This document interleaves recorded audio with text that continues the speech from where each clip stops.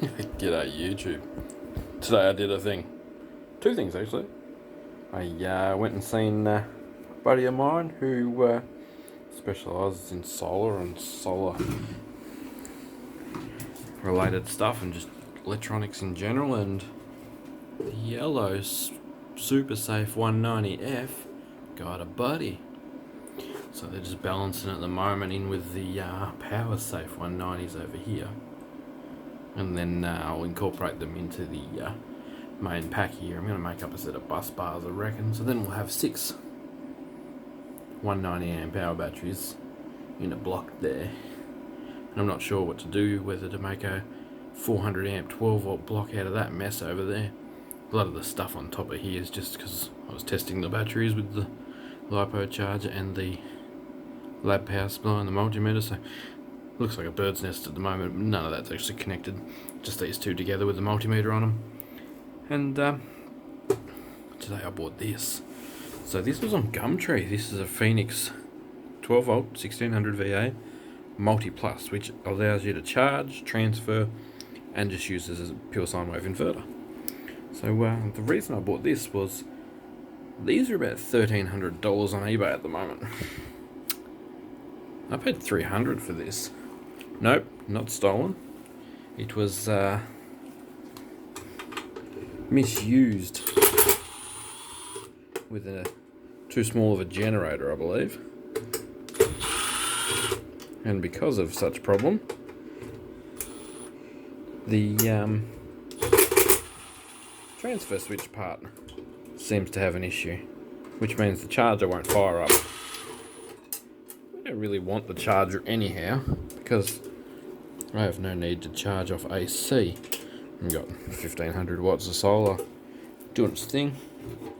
AC charging's not super necessary. So the only thing we want it for is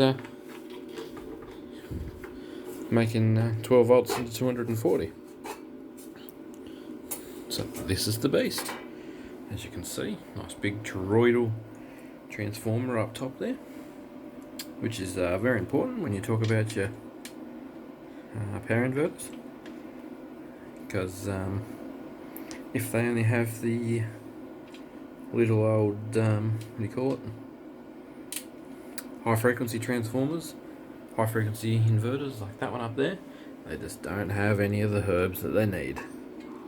So yeah, very important having the big transformer. As you can see, they're obviously a lot better on efficiency, as there's only a tiny little fan that blows through the centre of this beast. Some nice big heat sinks in here. It's de-energised, hasn't been energised for a while. So they didn't want to spend the money to fix this board, is what my mate believes is the problem. The changeover in that's not playing the game. So that's all he thinks that's wrong with it. Now, I don't think I can plug my VE direct into it. It's got this network plug here, which I believe goes to some kind of monitoring. There's the main power switch up there. Temperature sensors. So 1600 VA works out to somewhere like 1300 watts. With, of course, the good old Victron blue power overboost kind of thing. It'll do like 120 or 130% output. So because it didn't come with a plug, he's already set it up, so I can just put a power point on there. That's already been cut in and set up properly, ready to go. Yeah, so in the coming days there'll be a video of me firing this up and testing what we can run off it. So the whole reason it was cheap was it was sitting at the service agents. They didn't have the money to pay the service agent to check this board out. They left it too long before they took it in. Wasn't under warranty, blah blah blah. It was trying to change over to run their load with like a 1000 watt little 2-stroke generator, evidently. That meant the transfer switch was just pinging backwards and forwards, and the load would come on, gen set would die out, this would drop back out, the inverter would try and take up the slack, the inverter would sense the grid power with the revs come back up, it'd yeah, evidently it's just done some damage. So yeah, but I'll go and get a surface mount double power point, and we're going to mount this beast up there next to the Morningstar, and yeah, hook up some 12 volt power to it. But yeah, like I say, I'm not sure which way to go, whether we go leave this 24 volt system alone and use these two super safes on this, or whether I find some other 12 volt batteries for this.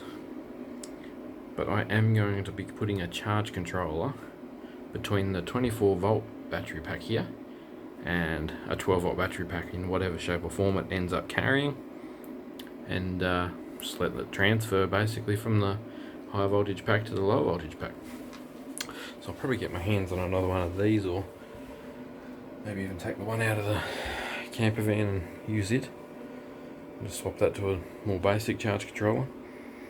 But now, yeah, we're looking at, what is that, there's 400, 600, 800 amps at 24 volts sitting on the floor there that needs to be set up properly. We're over 300 kilowatt hours, by the way. 304 kilowatt hours has come out of that inverter.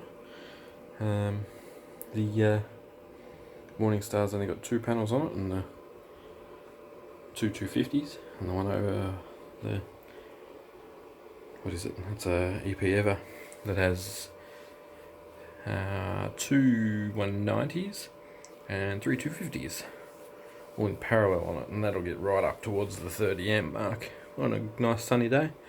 The panels aren't in optimal position, so yeah, not my property. There's only so much you can do.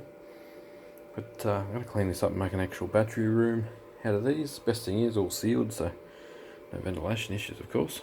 And rerun a lot of this wiring to tidy it up. The proof of concept's there, and now I've got a good inverter, as well as the one over there that's been doing its thing.